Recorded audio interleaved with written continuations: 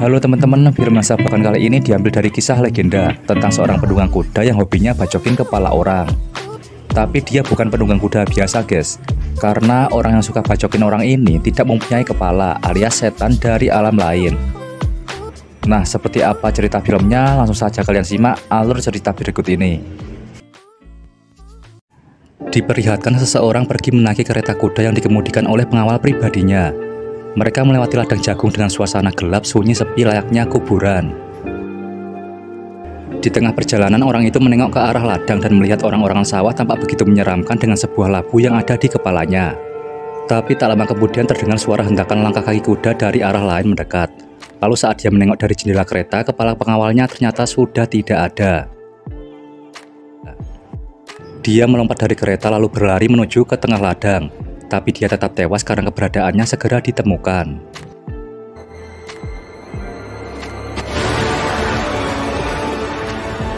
Pada tahun 1799 Masehi, seorang polisi kota New York bernama Ichabod Crane menemukan mayat yang tenggelam di dalam sungai. Dia ingin melakukan pemeriksaan otopsi terhadap mayat itu, tetapi atasannya justru langsung memerintahkan untuk membakarnya. Keesokan paginya terjadi perdebatan antara Crane melawan atasannya dan seorang hakim di dalam ruang persidangan. Perdebatan bermula ketika Crane menantang hakim dan sistem penegakan hukum di negaranya. Karena pada tahun itu penegakan hukum masih menggunakan cara lama, seperti penyiksaan tanpa bukti dan penguburan, atau penghancuran jenazah yang sudah mati tanpa dilakukan adanya tindakan otopsi. Crane mencoba mengubah pola sistem agar menjadi lebih modern untuk menyelesaikan berbagai macam kasus. Tapi hal itu membuat hakim dan atasannya menjadi murka dengan mengirim Crane ke sebuah kota terpencil di bagian utara bernama Sleepy Hollow. Sesampainya di kota tujuan, tempatnya terlihat begitu menakutkan daripada kuburan. Suasana gelap dan hawa mencekam layaknya desa zombie yang ada di game Resident Evil keempat. Dia kemudian menuju ke rumah besar milik pengusaha kaya yang menuliskan permintaan pengiriman polisi bernama Balthus Van Tassel. Ketika memasuki rumah, pada saat itu keluarga mereka sedang mengadakan sebuah pesta pertunangan antara putrinya Katrina Van Tassel dengan laki-laki kaya bernama Brom Van Broon. Pada waktu itu Katrina sedang memainkan sebuah permainan mencari kekasihnya menggunakan penutup mata. Dan bila dia berhasil menemukannya, maka dia akan menciumnya. Crane tak sengaja lewat dan Katrina menganggap dia adalah kekasihnya. Lalu tanpa meminta penjelasan, Katrina menciumnya tanpa pikir panjang. Brom jelas sangat marah dan hampir terjadi perkelahian, tapi amarahnya bisa ditahan setelah kepala keluarga Balthus Van Tassel menjelaskan siapa Crane yang sebenarnya. Crane kemudian dibawa ke sebuah ruangan di mana terdapat para tetua kota yang berharap dia mampu menyelesaikan masalah di kota mereka. Para tetua itu adalah Dr. Thomas Lancaster, Pendeta Stanwyck, Notaris James Hardenbrook, Hakim Samuel Philip, dan tentunya Balthus Van Tassel sendiri. Sebagai seseorang yang mempunyai pemikiran modern, tentu dia tidak bisa mempercayai siapapun, karena bisa saja sang pembunuh ada di antara mereka. Para tetua bisa memaklumi tindakan Crane, tapi polisi muda yang ditugaskan di kota mereka belum tahu apa yang akan pemuda itu hadapi. Mereka kemudian menjelaskan bahwa pembunuh berantai yang berkeliaran adalah penampakan hantu tanpa kepala tentara bayaran Hessian yang mengendarai kuda hitam bernama Daredevil. Dikisahkan pada saat Perang Revolusi dimulai, para penguasa Jerman mengirimnya untuk menjaga rakyat Amerika dari perbudakan bangsa Inggris. Hessian tak seperti teman sebangsanya yang datang demi uang. Dia mau datang karena menyukai pembantaian. Tak jauh dari tempat mereka, saat musim dingin pada tahun 1779 di hutan Western, Hessian menemui ajalnya. Dia mencoba sembunyi dari kepungan tentara, namun seorang gadis kecil membuat dirinya tertangkap. Hessian akhirnya tewas dengan kepala terpenggal, lalu tubuhnya dikuburkan di dalam hutan. Dan setelah 20 tahun berlalu, kini dia bangkit berkeliaran untuk mencari keberadaan kepalanya yang hilang. Crane langsung gemetaran setelah mendengar cerita itu. Namun dia mencoba menenangkan diri dan meyakinkan bahwa lawannya adalah manusia yang berkedok setan. Jonathan adalah seseorang yang melayani keluarga besar Van Garrett. Pada waktu itu dia pergi memburu si penunggang kuda, tapi hasilnya dia justru malah tewas seperti yang lainnya.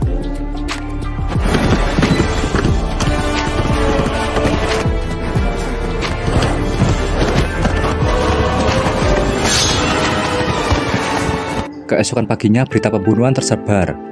Crane pergi ke lokasi kejadian lalu menyelidikinya menggunakan cara ilmiah dan modern, tapi sayangnya belum menemukan hasil yang maksimal. Dia menyimpulkan bila Jonathan terbunuh oleh tebasan dan lukanya terbakar dengan sangat cepat, seolah pedangnya adalah api yang menyala, tapi anehnya tak ada lepuan ataupun daging yang hangus. Putra Jonathan yang bernama Masbat ingin menjadi pelayan Crane agar bisa membalaskan dendam kematian ayahnya. Namun Crane menolak karena tak sanggup mengurusnya. Setelah upacara pemakaman selesai, Philip memberitahu Crane bahwa Jonathan bukanlah korban yang keempat, melainkan korban yang kelima. Crane menjadi penasaran lalu membongkar semua makam korban pembunuhan. Setelah dibongkar, ternyata memang benar ada 5 mayat tanpa kepala, karena ada salah satu makam yang berisi 2 jenazah. Mayat keempat adalah seorang perempuan janda bernama Winship. Dia memang mati terpenggal, tapi anehnya setelah diperiksa, terdapat luka tusuk di dalam perutnya. Untuk menyelidiki lebih lanjut, Crane membawa mayat janda ke ruang operasi milik Dr. Thomas. Dan setelah hasilnya keluar, ditemukan bila janda itu meninggal pada saat tengah hamil. Pada malam hari ketika melewati jalan yang sepi, Crane mendengar suara langkah kaki kuda dari belakang. Dan setelah menengoknya, terlihat bila penunggang kuda sedang mengincar nyawanya. Pada saat berlari, Crane terjatuh dan mengira bila itu adalah akhir hidupnya. Namun ternyata si penunggang kuda itu tidak lain adalah Broom yang sedang mengerjai dirinya. Saat tidur, Crane bermimpi bertemu dengan ibunya yang telah tiada. Dia kemudian terbangun lalu bertemu Katrina di ruang tengah. Katrina memberi buku keluarga yang isinya sebagian berupa mantra-mantra sihir dari ibu tirinya dan menceritakan kehidupannya di masa lalu. Keluarganya memiliki hubungan sedarah dengan keluarga Van Gareth. Pada waktu dia masih kecil, keluarganya begitu miskin. Mereka kemudian diberi tanah kecil dan rumah yang hampir rubuh oleh keluarga Van Gareth. Setelah itu, ayahnya mulai bekerja keras dan akhirnya menjadi orang sukses. Katrina sangat menyayangi ayahnya karena berkat kerja keras ayahnya, keluarga mereka mampu hidup dengan bahagia. Tetapi setelah itu ibunya mulai sakit-sakitan lalu meninggal setelah dirawat oleh pembantu yang saat ini menjadi ibu tirinya. Keesokan paginya, Katrina menunjukkan bekas rumahnya yang dulu, sekaligus membuat hubungan mereka menjadi semakin dekat setelah berbicara dari hati ke hati. Ketika malam tiba, Hakim Philip berniat pergi meninggalkan kota setelah melihat serangkaian pembunuhan keji yang sudah disaksikan. Sebelum pergi, Crane mengurai informasi dari Philip karena mengetahui korban keempat adalah seorang janda yang tengah hamil. Philip kemudian mengaku bila si janda memang mendatanginya untuk meminta nasihat sebagai hakim nota agar bisa melindungi anaknya yang tengah dikandung. Hakim juga tahu siapa ayah dari anak itu, tapi karena terikat dengan sumpah jabatan untuk menjaga rahasia, maka dia tidak bisa mengatakannya. Lalu tiba-tiba si penunggang kuda datang dari hutan dan memenggal kepala Philip sampai menggelinding masuk ke dalam selangkangan.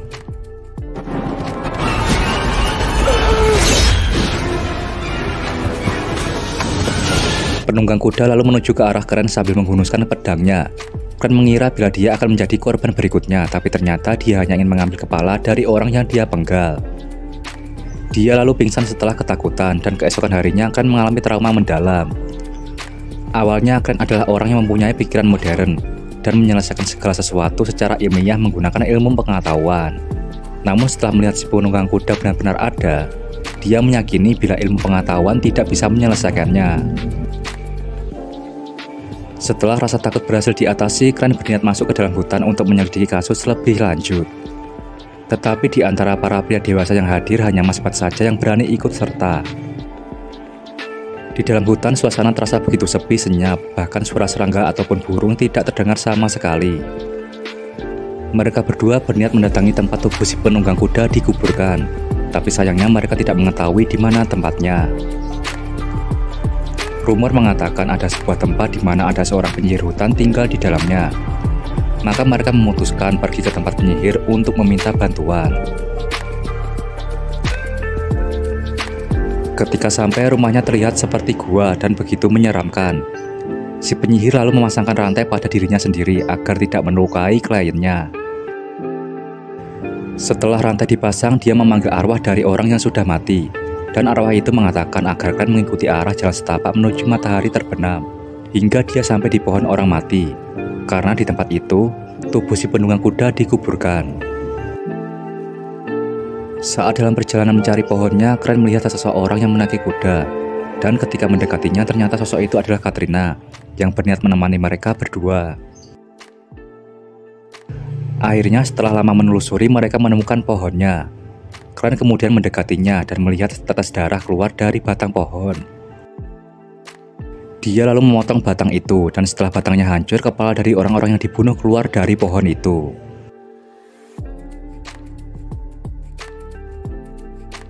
Kren menyimpulkan mungkin pohon itu adalah portal menuju dunia lain. Dia kemudian melihat ada sebilah pedang tertancap di tempat itu, yang dia duga adalah tempat si penunggang kuda dikuburkan. Dia lalu membongkar kuburan dari si penunggang kuda dan menemukan bukti sudah ada orang lain yang pernah membongkarnya. Setelah dibongkar, dia mendapati kepala dari si penunggang kuda hilang, yang dia duga penyebab arwahnya menjadi gentayangan. Setelah menggabung-gabungkan semua bukti yang ada, dia mendapatkan sebuah pencerahan. Tapi tiba-tiba si penunggang kuda keluar dari dalam pohon dan pergi ke kota. Kren mencoba mengejarnya tapi kehilangan jejak di tengah jalan, karena kuda yang dia tunggangi kalah cepat dengan kuda hantu yang bernama Daredevil. Di kota, penunggang kuda menghampiri keluarga seorang bidan, lalu memenggal semua kepala keluarganya termasuk anaknya yang masih kecil.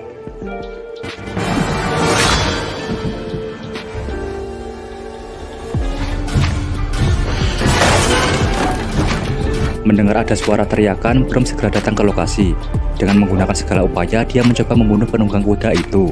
Tapi sayangnya semua senjata tidak mampu membuatnya mati, karena lawannya memanglah orang yang sudah mati. Kren segera datang menyusul dan ikut terlibat dalam pertarungan. Tapi hasilnya tetaplah sama.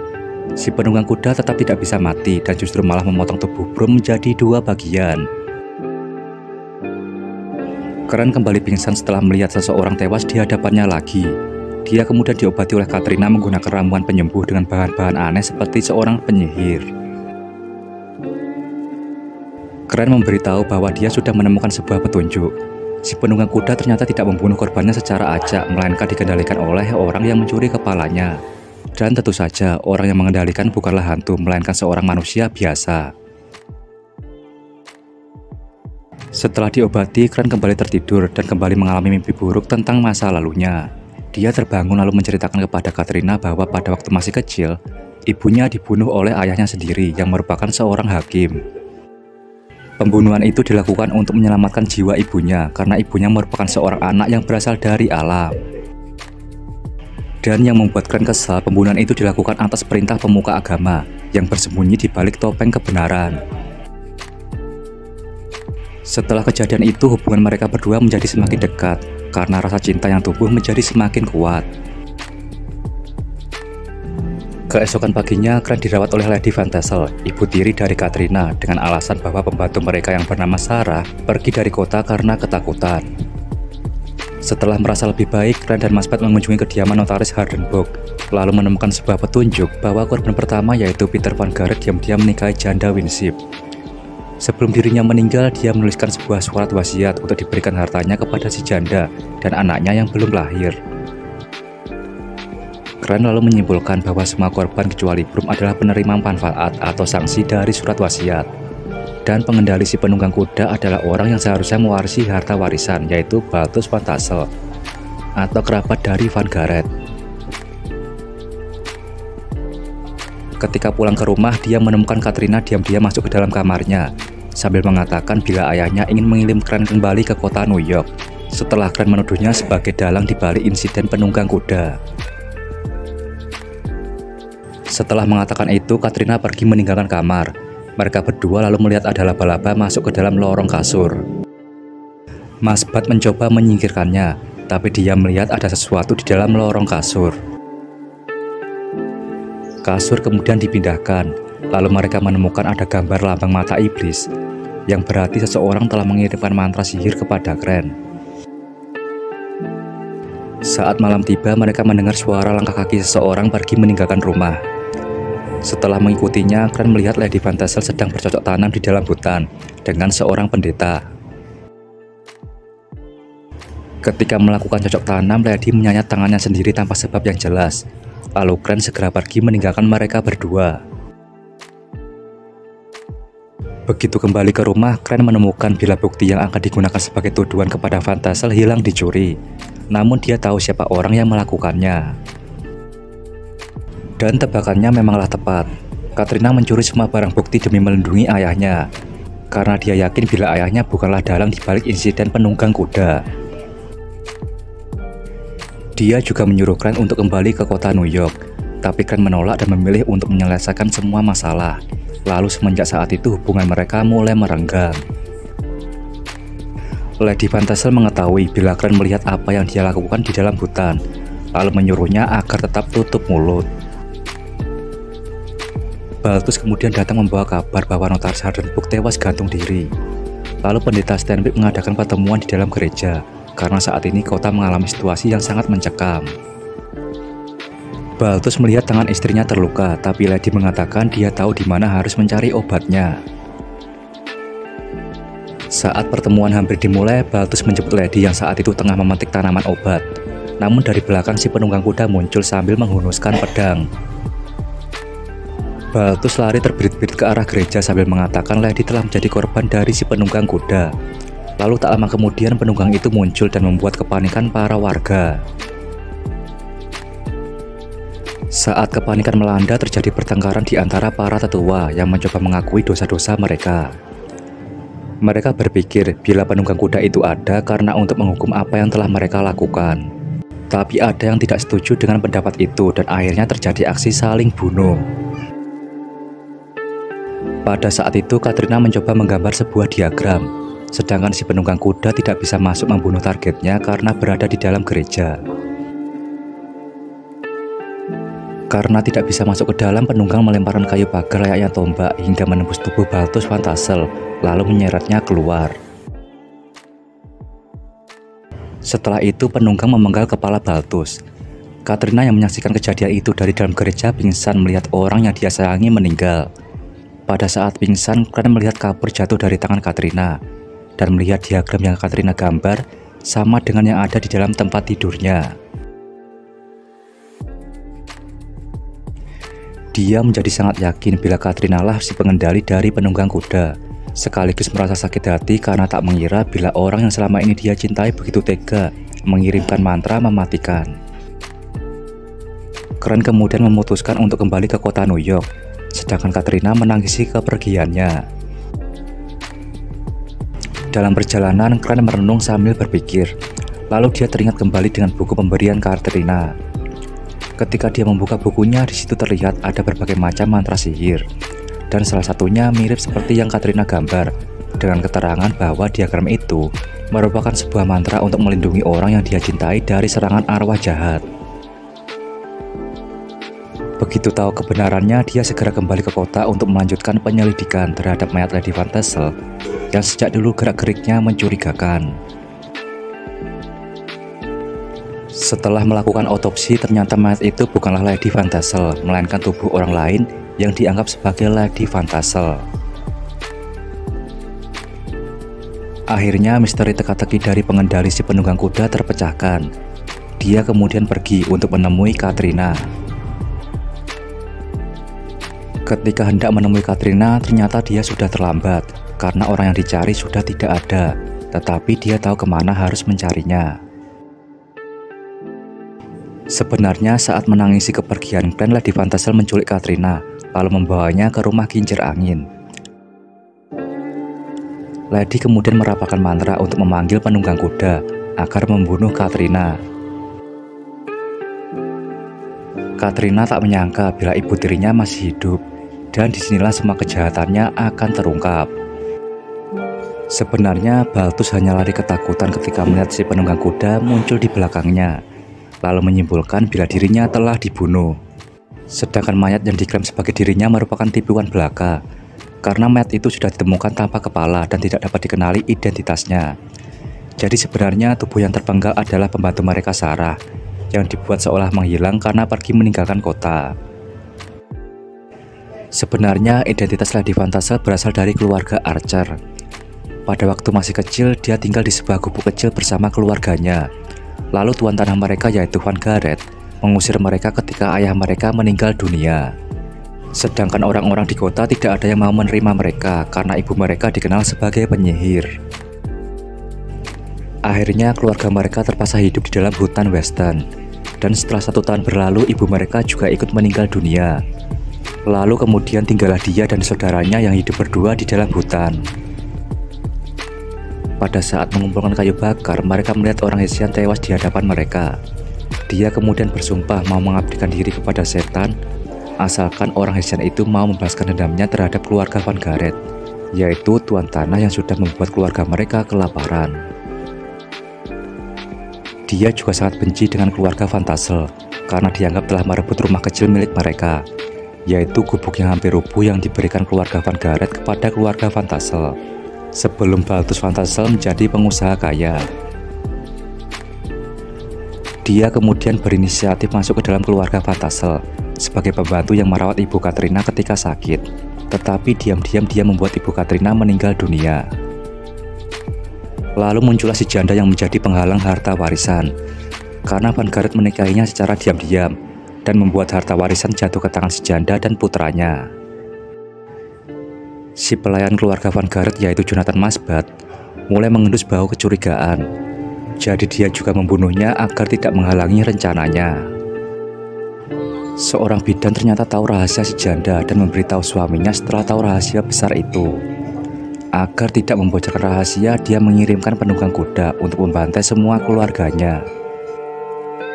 Sedangkan pendeta Stenbeck yang tahu rahasia itu dibutakan oleh nafsu kepadanya. Begitu pula dengan notaris Hardenbroek dan Hakim Philip. Dr. Thomas juga tutup mulut menjaga perzinahan yang dia lakukan dengan menukarkan rahasia itu dengan pembantunya Sarah. Bahkan adiknya sendiri yaitu si penyihir yang tinggal di dalam hutan juga dia bunuh setelah ikut terlibat karena memberitahu lokasi keberadaan pohon orang mati. Dan Katrina kini adalah korban berikutnya, karena bila Katrina tewas, maka seluruh harta warisan akan jatuh ke tangannya. Masbat pada saat itu sudah tahu bila Katrina telah diculik, tapi pada saat ingin membebaskannya, dia ketahuan. Lalu mereka berlari dan bertemu dengan Kren di luar rumah. Mereka ingin segera pergi, tapi si penunggang kuda keburu datang. Kren kemudian memancing si penunggang kuda masuk ke dalam rumah, lalu mereka keluar dan membakarnya hidup-hidup. Karena di rumah itu penuh dengan bubuk mesiu, rumahnya menjadi cepat terbakar. Tapi seperti dugaan mereka, si penunggang kuda tidak akan mati karena dia sudah mati. Mereka lalu pergi menaiki kereta kuda menuju pohon orang mati dan dikejar oleh si penunggang kuda dari belakang. Di perjalanan terjadi pertarungan sengit karena Kren mencoba mati-matian melindungi Katrina agar tidak tertangkap.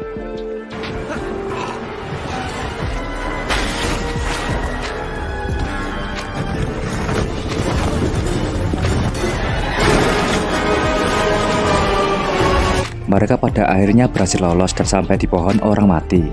Di sana rupanya Lady telah menunggu kedatangan mereka sambil membawa sebatang pistol. Kren tertembak setelah mencoba melindungi Katrina, tapi dia tidak mati karena tembakan itu mengenai buku pemberian Katrina yang dia simpan di dadanya. Kren mencoba mengambil kepala si penunggang kuda, dan Masbat memukul kepala Lady karena mencoba menghalang-halangi. Katrina tertangkap dan hampir terpenggal. Lalu Kren mengembalikan kepala penunggang kuda dan membuatnya bebas dari kendali Lady Van Tassel.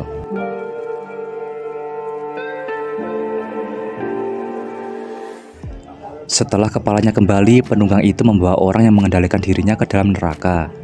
Dan tentu saja saat memasuki portal, tubuh manusia Lady terpotong-potong karena tidak bisa ikut masuk ke dunia lain.